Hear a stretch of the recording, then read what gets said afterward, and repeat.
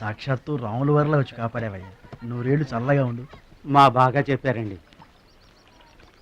భద్రాచలం, ఆ గంగమ్మ తల్లికి నువ్వంటే ప్రాణం రా.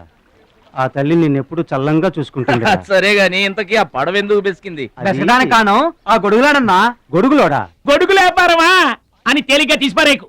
ఇదిగో మా ఊళ్ళో ఈ గొడుగులు ఎవరు వాడరు, అందరూ తాటా గొడుగులే వాడతారు. నా కెపాసిటీ నీకు తెలీదు.